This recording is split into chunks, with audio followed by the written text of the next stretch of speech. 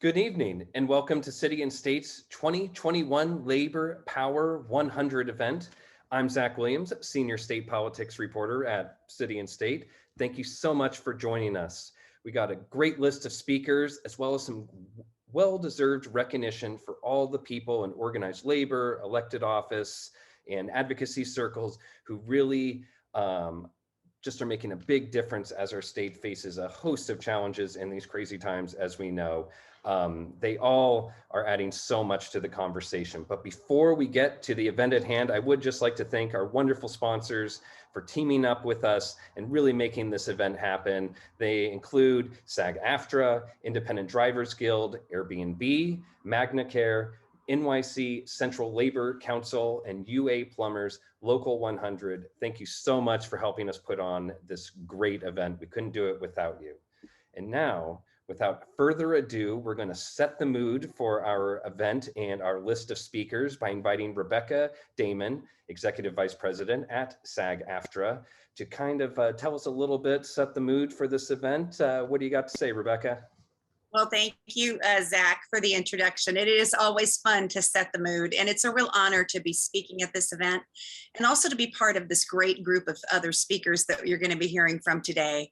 On behalf of myself, I know that I'm speaking for so many of my labor colleagues when I give appreciation to City and State, part of your regular focus on New York politics and policy, giving that kind of special attention to the important role that labor plays in the lives of New Yorkers. New York is, in fact, a union town.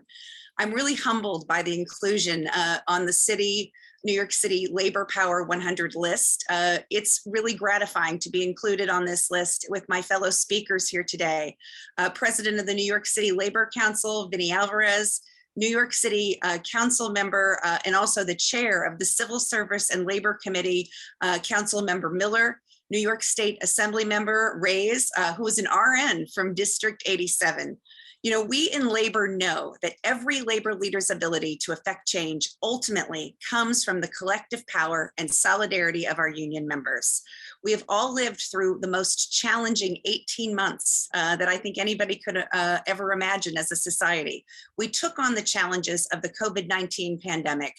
Certainly, Assemblymember Reyes, who is a registered nurse in the oncology department at Montefiore Einstein Hospital, knows firsthand she and thousands of workers like her have been on the front lines day after day, month after month, facing just the most unimaginable circumstances, the most unimaginable conditions, and doing extraordinary public service and life-saving work. So it is a real honor to be here today.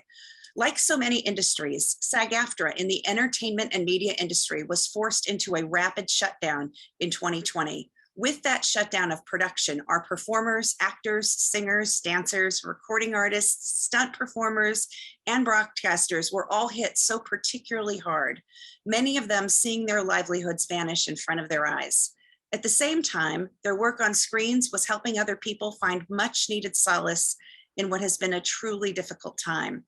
Countless times throughout the pandemic, I heard from people all across this city and all across this country about the importance of our members' works in music, in movies, in television, and in streaming content. Who didn't binge just a little bit during this pandemic? I'd be surprised if you all didn't do that just at least once.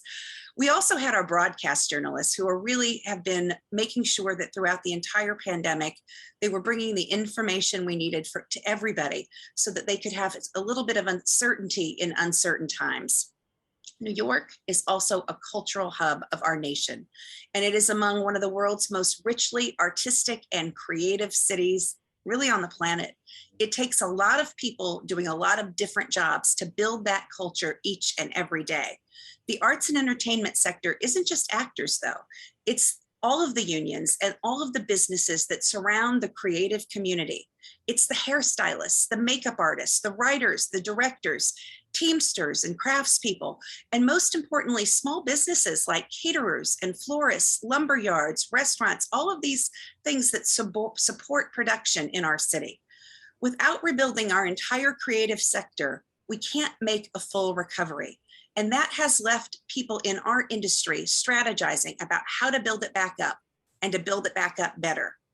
SAG-AFTRA took important steps early on, understanding that there wouldn't be a quick end to this pandemic. At best, it was clear that returning to work would be done slowly and with several steps. And that analysis that predated the new surges that we're now living through with this Delta variant. We began clearing the path for a safe return for our members.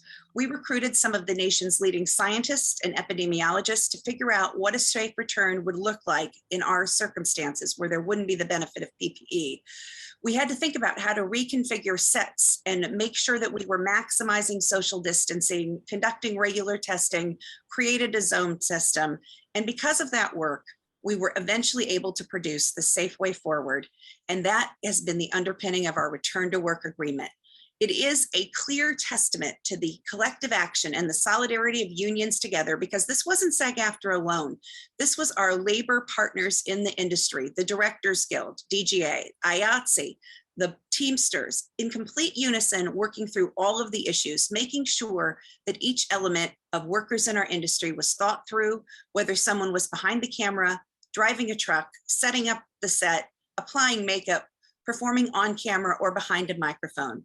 That solidarity allowed us to exercise that collective leverage that has been built through years and years of us working together as a labor movement here in New York City. The end result, all our members have been returning to work and knowing that they're doing it in the safest possible way. It's an example of what unions have always fought for in terms of making long-standing protections. But when I think of this, I think of the hundreds of thousands of workers who do not have the protection of a union, who were forced, driven by profit-driven employers, to go back to work and expose themselves unnecessarily to this virus and potentially even bring that virus back to their families. So when we look at leverage and what we're able to say and do, union can actually be a matter of life and death for workers. So as a woman labor leader, I am heartened to be here today. I'm heartened to be here as we have the first Afl Cio President, who is a female leader, but she is a leader of just wonderful in her own right, where we're all gonna miss Rich Trumka. We have a dynamic leader shining a great example for so many of us women in the labor movement, a time when we're not just raising up women, people of color, but making sure that the labor movement is the inclusive movement that we want it to be. That is the way we are going to realize our full power and live up to the vision. So I'm just very excited to see this program here today and to think about what New York City is going to look like post-pandemic, because with labor, we're going to chart a path forward that is not only inspirational and advances our goals, but makes a model workplace for generations to come. Thank you. Thank you so much, Rebecca. That had quite a bit of fire, and that's the perfect way to set the mood for organized labor in an event focused on labor issues, because, you know, when we can't be in person, it's so important to just hear that, yeah, in our heads, that I'm sure we would have seen among our audience if we had done this this event, as you named all the different people that are part of your union.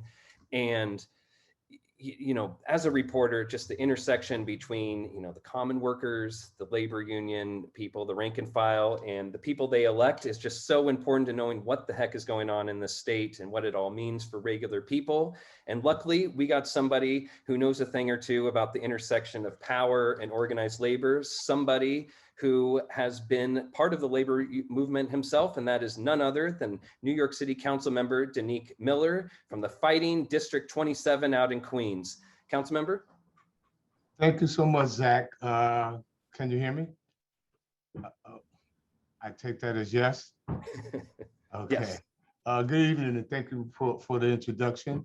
I want to thank City and State for inviting me to speak this evening and recognizing the work that we've done with and as part of the labor movement.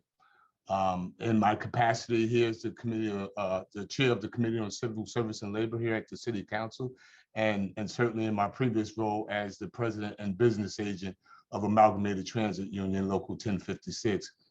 I've had the pleasure of working with so many of the people that are being recognized here this evening.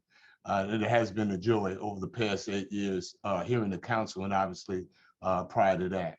I am always home in rooms like this when I am in amongst my peers in the labor movement. In fact, I still find myself slightly more comfortable in a union meeting than in the halls of the council. I want to take a moment to congratulate all those that are being honored and recognize the work that is being done.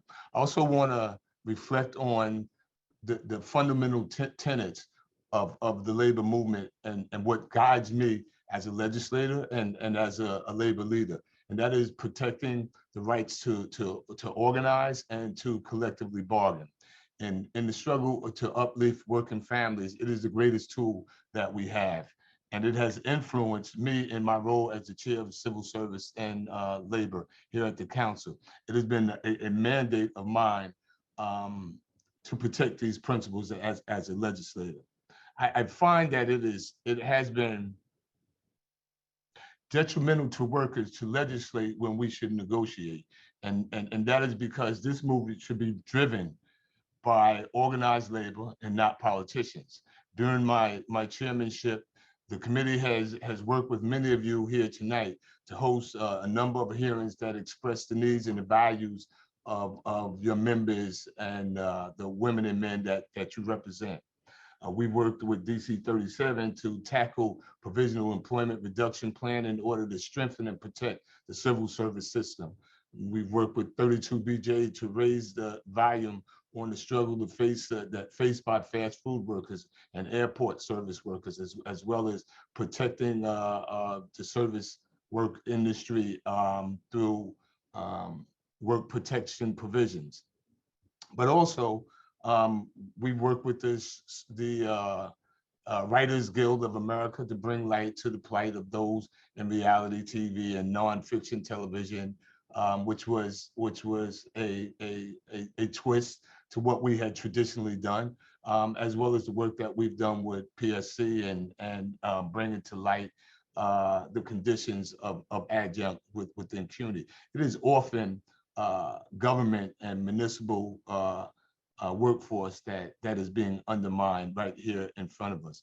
And so we've paid particular attention to that, but yet we have legislated, we have put workers and the right to organize and right to collective bargaining front and center.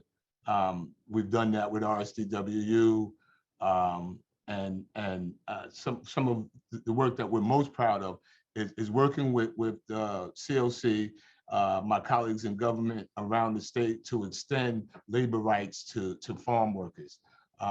That was a fight that, man, almost generational. And finally, we were able to bring dignity to folks that are operating within that industry. And we continue to fight that fight and continue to attempt to uplift those families within the industry. But also standing with my union and Teamsters to enshrine into law policy that protects children who deserve highly trained and qualified school bus operators and matrons, and to provide them with employee protection provisions so that their hard-fought collectively bargained contracts aren't legislated away as we've seen in the past. And finally, the committee has also sought to create a government that is more supportive of workers through enactment of retirement security for all. And we are now going to require employees to enroll employees in either their own or city managed retirement plan. We've codified that the city must provide health insurance benefits to those families who have lost their loved ones in the line of duty. And we've memorialized with the campaign and passed a resolution for 9/11 first responders to be honored as heroes and made the Victim Compensation Fund permanent. There are a number of committee accomplishments that have occurred, but this movement that is built on the strength of working men and women and the unions that represent them have been worth every moment of the fight and fighting to protect them. And again, the right to organize and the right to collectively bargain is the role that government should play in ensuring that we are protecting a thriving working class. Through our work, we have made it possible to bring the power back in the hands of working families and to fulfill the promise of a safe workplace, health insurance, retirement, security, and of course, the opportunity for greater wages. We are in a much better place than we were in 2014 when I began as a council here in the chair. But there are still workers that are suffering. And these disparities still persist, particularly in pay, gender, and racial equity disparities that we see. We have been working with EMS and EMT over the past years to make sure that they achieve parity and equity for the work that they do. This community of workforce of predominantly Black and brown women are not receiving the fair compensation. And so we'll continue to work with them. My colleagues at the Black, Latino, and Asian Caucus, of which I am the co-chair, introduced and passed legislation that requires the collection of data that really aggregates and identifies, ultimately confirming what we knew anecdotally, that even within the city itself, as diverse as ours, that there are these pay and gender inequities that continue to be impacted. The institutional racism and the unconscious biases exist even within our own city's workforce. One of the greatest challenges has been, of course, as I mentioned, the EMS and EMTs, and I want to applaud the work that they have done along with all of our first responders over the last 18 months during COVID, but in particular, this group that has answered the call and certainly not been compensated in the way that they should have. The same pattern of racial and gender bias are just evident in their plight and the lack of equity that has existed between them and the predominantly male white firefighters. There is a $8,000 less starting salary, and that gap widens to tens of thousands of dollars within the first 5 years. During the pandemic that we've seen seeing them going into homes and save lives, and the tragedy is that so many of them have succumbed to the virus and themselves and suffering psychological traumas and PTSDs. And I'd be remiss if I did not mention my childhood friend, Idris Bey, who was a trained EMS, EMT, and firefighters at the academy, and was injured in 9/11. Returned to work 20 years later, was sent back out on the road because of COVID, where he succumbed to the virus. And that is the plight of these workers. But even in fields unrelated to healthcare workers and continually being asked to do more with less, we see organized labor, even within the municipal workforce, continue to suffer. Corrections officers are working unheard of triple shifts with serious concerns to their personal health. They, along with so many others, are suffering. Triple shifts, unimaginable, the ultimate canary in the coal mine. And we have to do something about it. But they, along with those in the building trades, retail, and transportation industry, among others, do not have the luxury to work from home, yet they must now contend with the pandemic and police not only themselves, but in some cases, those who they are delivering services to. That is the challenge in these days that we're in now for the city's workforce. The immediate challenge of labor is that has to be met in the moment. We are in a workplace that are being reinvented, and we must work with the people that are providing these services and do so in a more equitable way. If we hold the words of Dr. King in Memphis to be true, that no work is insignificant and that all labor that uplifts humanity has dignity and should be undertaken with painstaking excellence, then how do we not support these workers? Earlier this year, Council established a board to review workplace health and safety guidelines, and we fought to ensure that organized labor is represented on this board. But the power to truly support working people and raise their standards and wages rests with those that are here today. And that is those leaders here in the labor movement, those 100 that are being honored for the work that they have done and the work that they will continue to do. As I said, I'm just honored to be a part of this movement. It is what I know. It has been the better part of my life, and will continue along the struggle. I just want to thank you all for your service, the brothers and sisters that are here, and your members that you are representing. I say all the time, you know, whether I was negotiating with the MTA or I am chairing a committee hearing here at the council, I preface it all the time by saying that the 65 men and women tourists that visit this city each year are not here because the mayor, they are not here because of the city council or any other elected official. They come here because it is safe, it is clean, it has the much maligned but the best transportation system in the world, the best and safest buildings in the world. It is because of the men and women that deliver those services. And I hope that together we will continue to make this city proud, lift it up, but most importantly, strengthen this labor movement through organizing and collectively bargaining. And I hope that you all will continue to consider me a resource in this struggle as we uplift working families and we fight for a more equitable New York City.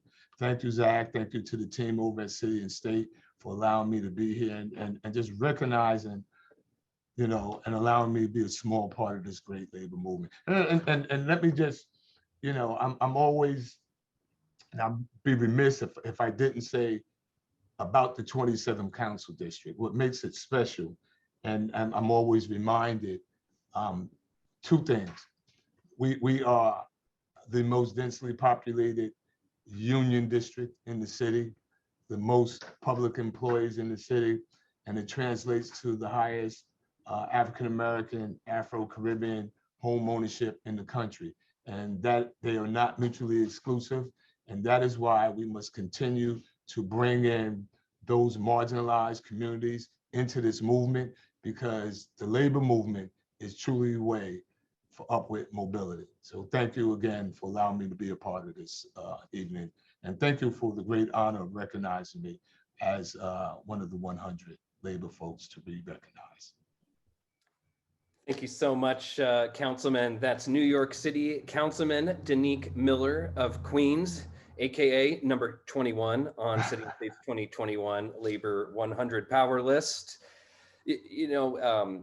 Such a transformational time for workers across the city, across the state. You know, the very nature of work has been changing a lot in recent decades, and that process has just accelerated with the COVID-19 pandemic. The gig economy has been a big part of that. And our next speaker knows a little bit about that. This is Alex Dagg, Director of Public Policy for the Northeast at Airbnb. Thank you. Thank you so much for the opportunity to be part of this celebration of labor in New York, and congratulations to all the honorees today. I was a longtime labor leader myself in Unite here in SEIU, so I'm delighted to have a few minutes to be part of this event. And the labor movement, I believe, is more important than ever, given the pandemic has I knew I was going to have trouble with that word, exacerbated inequality here in New York, but all over the world. The voice of workers through their unions is so important to speak truth to power and continue to advocate for those who work on our front lines every day, for those who cared for all of us during these past 18 months. And I also had the privilege to speak today on behalf of Airbnb, a sponsor of this event. Proud to speak for a few minutes about some of Airbnb's community initiatives here in New York and around the world. Our Open Homes program was something we launched in response to those in need after Hurricane Sandy in 2012, when our Airbnb hosts wanted to provide free housing for those who had lost their homes during the hurricane. Since then, this program has grown and changed as we have seen increasing numbers of global refugees and climate change refugees. Last April, we launched our Frontline Stays program, which provided free housing to those fighting on the front lines of the pandemic. So Airbnb hosts have offered more than 200,000 places to stay and have hosted over 100,000 nights for healthcare responders around the world since the pandemic. And in New York, we are proud to partner with 1199 SEIU to help house hundreds of their members in New York City. And our commitment to 1199 SEIU is part of a $2 million personal pledge by Airbnb co-founder and CEO Brian Chesky to help support frontline workers in New York. We're also pleased to have been able to partner with the New York State Nurses Association and SAG for South Asian women. In June 2020, we partnered with SAG to provide funding for residents fleeing gender-based violence during the pandemic and funded their transitional housing program, which connected survivors directly with places to stay. And then, as everyone knows, with the shutdown last year, we launched a partnership with actors to host online experiences. And these online experiences offered vital economic opportunities to a community disproportionately impacted by the pandemic. More recently, a few weeks ago, we announced that our nonprofit, Airbnb.org, would house 20,000 Afghan refugees for free, paid for by Airbnb. Since then, hosts from more than 40 countries in all 50 US states have offered to open their homes to help Airbnb.org go above its initial goal of providing temporary housing to 20,000 refugees. We've also offered to partner with New York to help house Afghan refugees here. And if there's interest in getting involved, more can be learned at Airbnb.org. So we continue to engage with New York City Council as well to clarify regulations to empower more New Yorkers to share spaces in their home and earn important supplemental income, helping New Yorkers make ends meet.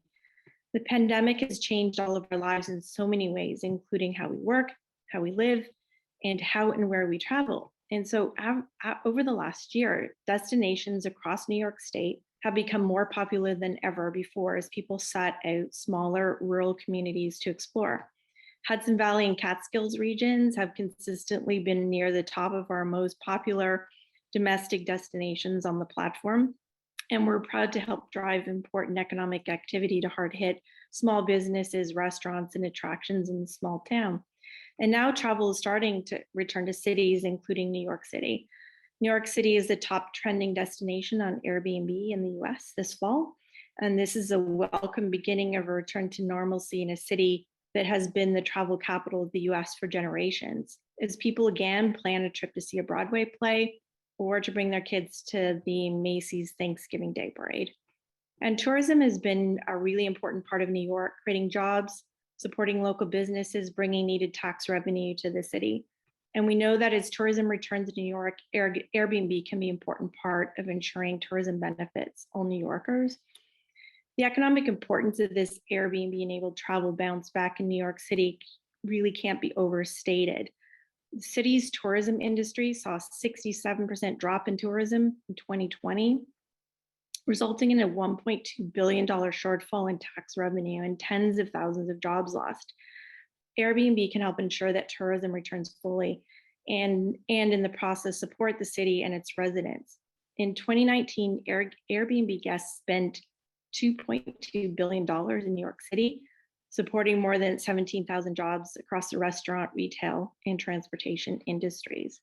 And travel returning also means important income for our New York City hosts, many of whom are everyday people who turn to hosting as an economic lifeline. Nearly 1/3 of our New York City Airbnb hosts had a pandemic-related pay cut, lost hours, and 27% of our hosts reported losing their jobs or being totally laid off.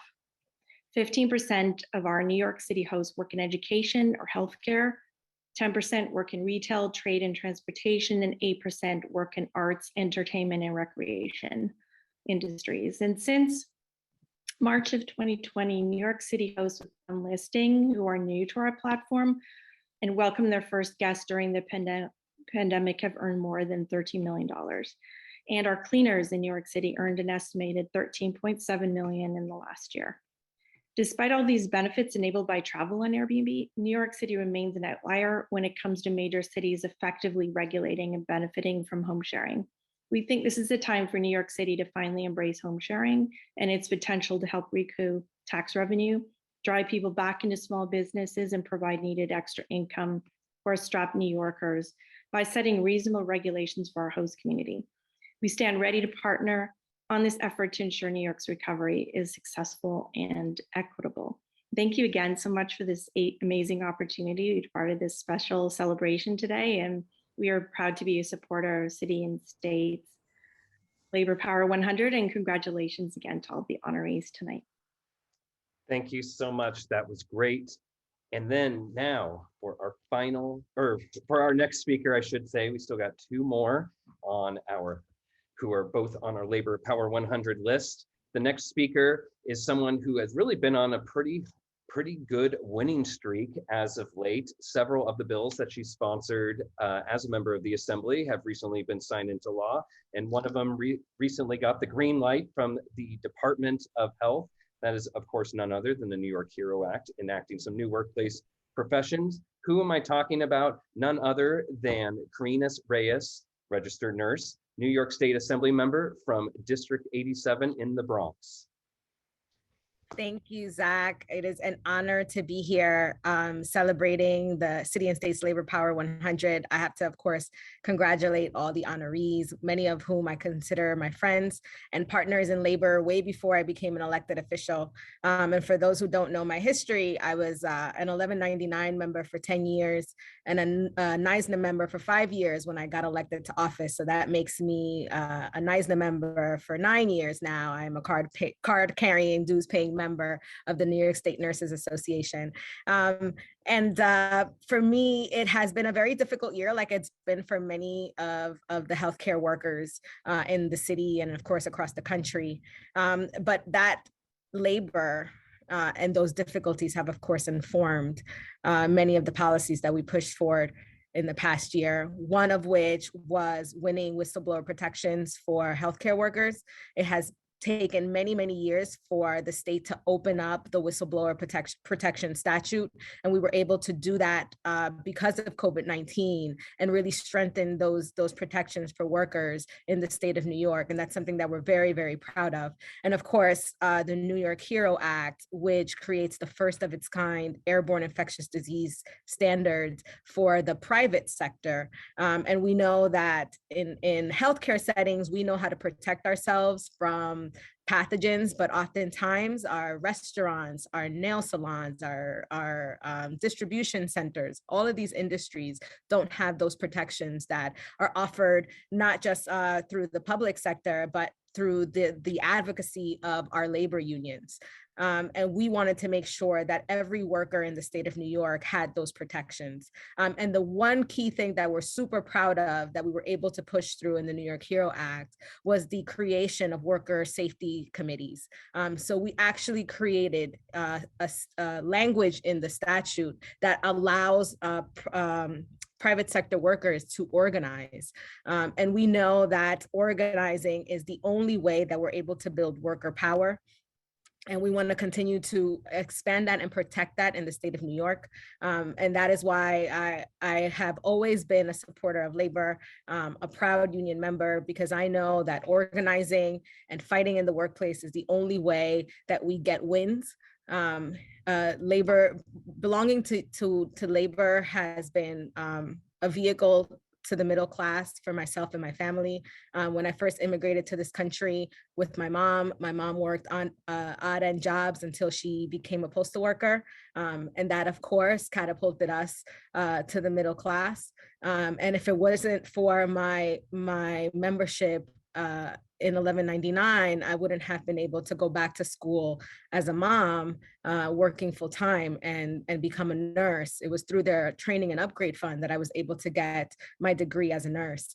So I'm forever grateful to my union membership and the labor unions that I belong to, because they have created the person that I am today and have been able to provide for my family. But labor has also been, for many years, and a vehicle of pushing for racial, social, and economic justice. And I remember as a member of the New York State Nurses Association, marching for climate change, marching for single payer, ensuring access to healthcare for our patients. Another big win that we got this year was safe staffing. We were able to, for the first time, after fighting for decades, able to get language in the state of New York that provided nurse to patient ratios. And oftentimes the difficult events or catastrophic events in our history will catapult change. And unfortunately, COVID-19 has been that, but we have been able to capitalize on this moment and really create huge wins for working people in the state of New York. And that's something that we are infinitely proud of. And I think that there is lots of work to still be done. We are still fighting for prevailing wage for many of our brothers and sisters in the trades. We are still trying to ban captive audience meetings in the state of New York. So employers can no longer sit workers down and push anti-unionizing language and rhetoric to workers. We are still trying to fight for pay parity for women, particularly. We're still trying to diversify our private sector and our public sector workforce. We passed legislation that would look into our civil service exams and how oftentimes minority communities are not represented in the civil services. And I think, like Council Member Meek said, we have immigrant communities that are representative in the districts that we represent. For example, I have the second largest Southeast Asian population in the city of New York, home of Afl, which is a Southeast Asian labor union. And they fight to make sure that they have representation in every level of government, but also in the workplace. And I think that's something that we have to continue to push. We want to make sure that folks are represented, that we are creating opportunities, and that we are strengthening labor in the state of New York. We want to make sure that our unions have a seat at the table when we're making decisions. And we've seen that in the past year and a half, where oftentimes collective bargaining has been circumvented for the sake of public safety. But we also want to make sure that we protect those gains that labor has made. And I think the last thing I'm going to say, I have to give a shout out to my unions, of course, a shout out to 1199, a shout out to NYSNA, and a shout out to SSCU Local 371 that I consider myself an honorary member of through family. Thank you, Zach. Thank you so much, Assembly Member. I think you're a real tribute to how fast somebody can move up a Labor Power 100 list. You're just a legislative sophomore, I think, in office now 3 years, is it? And you're already made it to number 20. So we'll see how you do next year, right? But now we're moving up the ranks just a little bit, all the way to hear some thoughts from number 12, another big name in labor circles here in New York State, the one and only Vincent Alvarez, President of the New York City Central Labor Council of the Afl Cio. Hey, Zach, how are you doing? It's good to be here. Excuses, by the way, we're in the middle of like several different events, but it's great getting on with you all tonight. It's a real honor to be just in the midst of some great leaders in the labor movement, elected officials, and so many others. I want to thank you all, of course, for having us and doing this for the labor movement. The largest labor movement, the largest regional labor federation anywhere in the country is right here in New York City. Something for us to be proud of. Just a couple things I wanted to touch base on tonight. When I was thinking about this week, it's Labor Day, and as I said, an event that we had earlier today, in addition, every year on Labor Day, we honor the contributions of working men and women in this city, in this state, and around the country. And we've done that for over 100 years. Now that this Labor Day has been a national holiday. But this year, I think the observance it's more meaningful and it takes on a little bit more importance. And why? We're observing the traditional labor movement as we usually do, but we're doing it on the 20th anniversary of the attacks on 9/11 that we're commemorating, but also during the pandemic too. And both of those, I think, have a very, they're very close connection with the New York City labor movement. Just 20 years ago, 600 plus union members died on the attacks on 9/11. Sometimes we forget that. First responders, but not only just first responders, everyday working class people, union members from many other different construction trades, in addition to the first responders, communication workers, police, sanitation, firefighters, teachers, municipal unions, so many different unions were impacted on 9/11. And we, to this day, we know that they were dealing with it on 9/11 20 years ago in the rescue and recovery efforts to help get this city and this state back up on its feet. But then also we're still dealing with it because of all of the problems with the air and the illnesses and the disease and the death which came about from the attacks on 9/11. But this year also, we're dealing with a different kind of problem in society that we've been dealing with for over 18 months in the pandemic. The COVID virus has brought out, though, once again, while we've seen it attack society in so many different ways, we've also seen COVID bring out the best of essential workers, of what they do each and every day to keep this city up and running.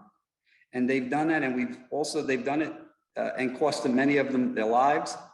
It cost a lot of workers ongoing illnesses that we're still facing today. And it's one that we need to make sure that on this Labor Day, we stop and we pause and we say that, thank you to them for continuing to make sure that this city functions in a pandemic, and one that I think many of us never thought that we would have to live through. One that has put this city and the state and country and the world really on the heels of its feet. But we're coming back and we're doing it, and we're doing it because of the resiliency of the American worker. So while we see our workforce going out there today and this year during Labor Day week, fighting our way through the pandemic, remembering the attacks 20 years ago on 9/11, we also want to stop and pause and say, what can we do differently as we move forward? We've heard some great comments from some of the speakers prior to me. And what we want to make sure that we do is that we honor the legacy of the people who've lost their lives and the people who continue to fight to bring us through this pandemic by making sure that we create an economy that is fairer, economy that one where the workforce and the workplace is a level playing field for all workers, where that we see equity maybe where we haven't seen it in places which has reared its ugly head during COVID. Because a lot of the problems that we face as workers today during the pandemic and as a consequence of the pandemic, they existed before the pandemic as well. So we're doing everything that we can to make sure that we're helping to create an economy that leaves no worker behind. We're fighting at the federal level, certainly to pass strong pro-worker legislation, beginning with the Protecting Right to Organize Act, because we recognize that if a worker has a voice in the workplace, that is the key to that worker being empowered, to being able to sit down at the table with bosses who really want to, in some cases, they want to make sure that their employees are taken care of. But all too often, we've seen workers who have been put in unsafe work conditions, making inadequate pay, with benefits that they can't take care of their family and live a meaningful life. So there's a lot of work to be done. So as we take time this week, I think, Zach, it's just really important to reflect on what working people have done for the city. As I said, we're the largest labor movement in the city, and the largest labor movement in this country. And as goes the New York City worker, so goes the worker in this country. the sacrifices that they made and continue to make are important for all working people. And let's just do what you're doing at City and State, but what we're doing as well, and honor working people. So thanks so much for having me. Thanks so much, Vincent. It's a deal. You do your labor thing and I'll cover it. But that was very well put. Thank you so much for joining us here. That, of course, is number 12, Vincent Alvarez of the Central Labor Committee of the Afl Cio. Thanks again. And now we're getting to the part where it's a challenge for me because I got to read all the names, but it really gives us a chance to just recognize, even however briefly, the contributions of all the people that made it to our Labor Power 100 list this year at City and State. So without further ado, and in lieu of audience drumming, I'll drum myself a little bit. Starting the list at number 100 is Gabrielle Morales, Interim Executive Director at Brand Workers.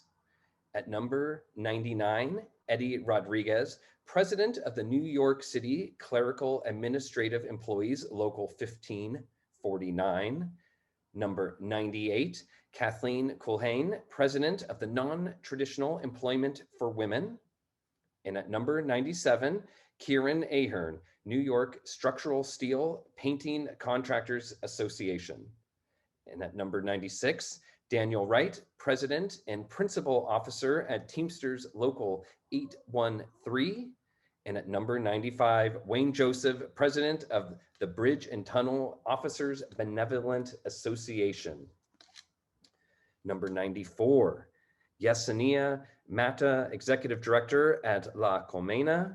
And at number 93, Benjamin Dictor, lawyer at Eisner, Dictor, and La Madrid, PC. And number 92, Jonathan Smith, President of the New York Metro Postal Workers Union.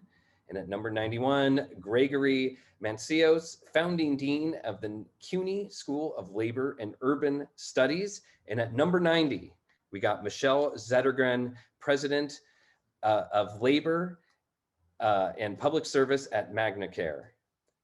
That's 10 down. We got 90 big names to go. At number 89, we got Karen Ignagni, President and CEO of Emblem Health. At number 88, Thomas Canty, General Manager and Vice President, Empire Blue Cross Blue Shield. Number 87, Mark Henry, President and Business Agent at Amalgamated Transit Union, Local 1056. And at number 86, Carmen De Leon, President of Local 768, District Council 37. I think we've all heard of them.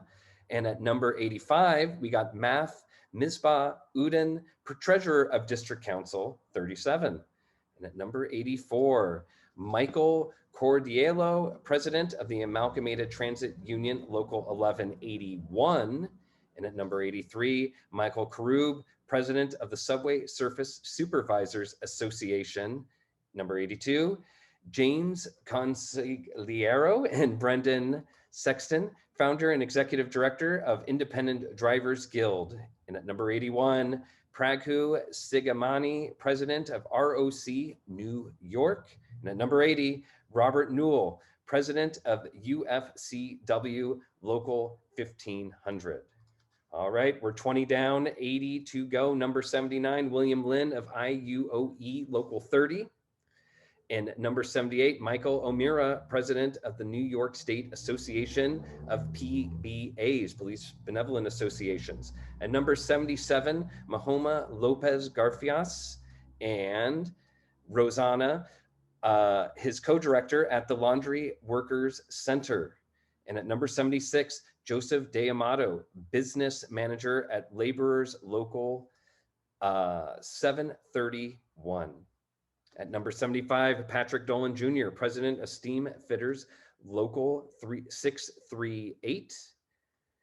And at number 74, Ed Draves, Partner at Bolton St. John's. At number 73, Robert Bishop, Partner at PETA Bishop and Del Giorno. And at number 72, Alan Klinger, Co-Managing Partner at Strook. And at number 71, Daniel Kane, President and CEO of Amalgamated Bank. Now at 69, Joseph Mahoney, General Vice President at International Association of Bridge, Structural, Ornamental Engineers. And at number 68, Joseph Geiger, Executive Secretary and Treasurer at the New York City Vicinity District Council of Carpenters. And at number 67, Lowell Peterson, Executive Director of the Writers Guild of America East. And at number 66, Susan De Carava, President of the News Guild of New York. Number 69, Lisa Oda, President of the Association of Legal Aid Attorneys. And at number 64, Charlene Obernauer, Executive Director of the NYC OSH. And at number 63, Michael Apuzzo, Business Manager at United Association of Plumbers, Local 1. And number 62, Rebecca Dixon, Executive Director at the National Employment Law Project. Number 61, Maritza Silva Farrell, Executive Director at Align. And at number 60, Edwin Christian, Business Manager at the International Union of Operating Engineers, Local 1414B. 59, James Shalito, President of the Utility Workers Union of America, Local 1-2. And number 58, Adam Krafthamer, President of Local 802 Musicians Union. And at number 57, Joseph Azzopardi, Business Manager at the International Union of Painters and Allied Trades. And number 56, Vincent Villarali, President of the Uniform EM Officers, Local 3621. And at number 55, Oren Barzilay, President of the Uniformed EMTs, Paramedics, and Fire Inspectors, FDNY, Local 2507. And at number 54, Sean Francois, President of District Council 37. And biggie in this space. And number 53, Paul D. Giacomo, Detectives Endowment Association. And number 52, Ed Mullins, the president of the Sergeants Benevolent Association. I think we've heard about them quite a bit. And number 51, Richard Lanigan, president of the Office and Professional Employees International Union. It's half down, half to go here. At number 50, Gloria Middleton, president of the Communication Workers of America, Local 1180. And at number 49, James Davis, president of the Professional Staff Congress at CUNY. Number 48, Ligia Gulapa, executive director at the Workers' Justice Project. And number 47, Jonan Huerta and Sergio Alchek, leaders at Los Deliveristas Unidos. Sorry, my mouth is just getting a little dry. So many names, so many to go. Number 46, Lester Crockett, president of the Civil Service Employees Association, Region 2. And at number 45, Rafael Espinal, executive director at the Freelancers Union. And number 44, Patrick Purcell, Jr., executive director at the Greater New York Laborers Employers Cooperative. And number 42, Carmen Charles, president of the Municipal Hospitals Employees Union, Local 420. And at number 41, Benny Basio, Jr., president of the Correction Officers Benevolent Association. And at number 40, Anthony Wells, president of the Social Service Employees Union, Local 371. And at number 39, one of our great speakers earlier today, Rebecca Damon, executive vice president at SAG-AFTRA. And at number 38, Lori Ames, national secretary treasurer at Home Healthcare Workers of America. And at number 37, Dee Taylor, president at Unite Here. Number 36, I-Jen Poo, executive director of the National Domestic Workers Alliance. And at number 35, Michelle Roberts, executive director at the National Basketball Players Association. I think we've heard of the NBA.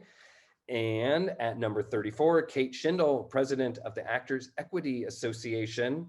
And at number 33, Greg Floyd, president of Teamsters Local 237. And at number 32, Bav Tiberwal, political director at the Hotel Trades Council. And at number 32, Haylene Choi, my old neighbor in Brooklyn, the New York State political director at the Communication Workers of America, District 1. And at number 32, Jeremy John, political director of DC 37.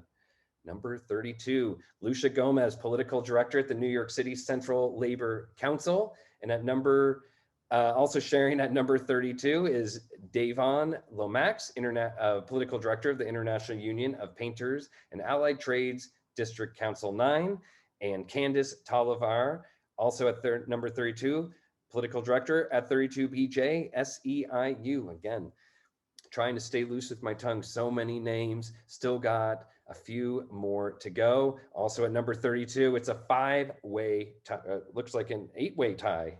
Excuse me, Michelle Krinstel, of Political Director at the New York State Nurses Association, and rounding out the 8-way Political Director tie at 32 is Gabby Cia, Political Director at 1199 SEIU. You could say the 32 slot was extremely competitive this year. It was a big tie among all these political directors from these very influential labor groups. And at number 31 is Michael McGuire and Robert Bonanza, Business Manager and PAC Director at Mason Tenders District Council of Greater New York and Long Island. And at number 30, Christopher Erickson, Business Manager at the International Brotherhood of Electrical Workers, Local Union 3.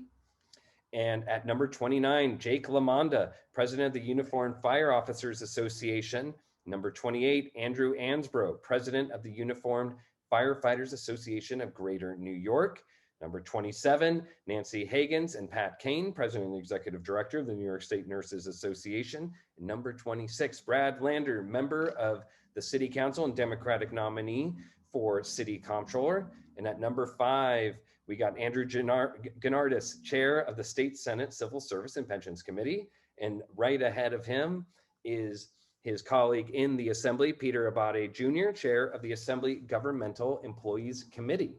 And at number 23, Bhairavi Desai, Executive Director of the New York Taxi Workers Alliance. And at number 22, Renee Campion, Commissioner of the New York City Office of Labor Relations. And at number 21, another great speaker from earlier in our Labor Power 100 event, Daneek Miller, Chair of the New York City Council Civil Service and Labor Committee. And at number 20, yet another one of our great speakers, Assembly Member Karines Reyes of the Bronx. And at number 19, Patrick Lynch, President of the Police Benevolent Association. Number 18, Mario Salento, President of the New York State Afl Cio. And at number 17, Mark Canizaro, President of CSA.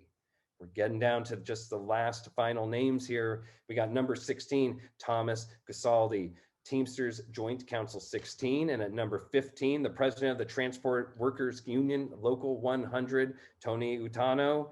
And at number 15, the President of the Retail Wholesale and Department Store Union, Stuart Applebaum.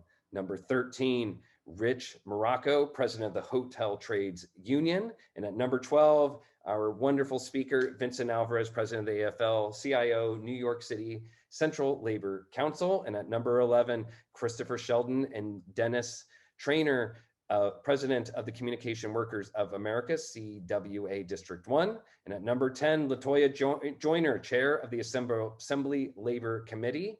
At number 9, John Samuelson of TWU. And at number 8, Randy Weingarten, AFT. The big names just keep piling up. Huge names. Number 7, Harry Nispali, President of the Uniform Sanitation Men's Association, Teamsters Local 831. And number 6, Gary LaBarbera, President of the Building and Construction Trades Council of Greater New York. That's 95 big names right there, people. We got 5 more to go. Who have we forgotten in these final moments of our Labor Power 100 event at City and State? At number 5, Jessica Ramos, Chair of the State Senate Committee on Labor. At number 4, Kyle Bragg, President of 32BJ SEIU. Ever heard of them? Yeah, we all have. And then George Gresham, number 3, President of 1199 SEIU. We got 2 more big names. Who could they be? Number 2, President of the United Federation of Teachers, Michael Mulgrew. And at number 1, who is the most powerful person in labor in New York State? Well, according to the 2021 Labor Power 100 list from us at City and State, it is none other than Henry Garrido, Executive Director at District Council 37. That's 100 names right there. Apologies for if I fumbled anybody's names. So many to get out in so little time as we wind down our Labor Power 100 event. But in lieu of audience applause, I just would like to give a good clap to all the people that made the list. So much important work that's happening in labor right now as the recovery from the pandemic continues, and so much going on with elections always approaching. That concludes our Labor Power 100 event. I would just like to throw one last shout out to our great sponsors, SAG-AFTRA, Independent Drivers Guild, Airbnb, Magnacare, NYC Central Labor Council, and UA Plumbers Local 100. We couldn't have done it without you, and we couldn't have done without our great events team here at City and State. Let's keep the conversation going. Join us on Tuesday, September 14th at 1 p.m. for our annual Rebuilding New York Virtual Summit. Registration is free and can be found on our website and in the chat right there at the bottom of your screen. And join us on September 30th at 1 p.m. for our first Addressing New York's Most Vulnerable Summit. COVID-19 has really just shown how disparities exist in so many places here in New York. We're going to have a great discussion there. Registration is free and can be found on our website and in the chat. And then our sisters organization, NYN Media, is having its annual virtual checkup on October 21st at 1 p.m. This webinar is great for any nonprofit that wants to assess the health of their organization as we enter the next phase of the pandemic. It's registration free. You betcha. Where do you find out more? Just go into the chat, go to nynmedia.com. And again, subscribe to First Read, our wonderful newsletter. Follow the news, everything that's happening in New York City and state politics at cityandstateny.com. I'm Zach Williams, Senior State Politics Reporter. Catch you next time.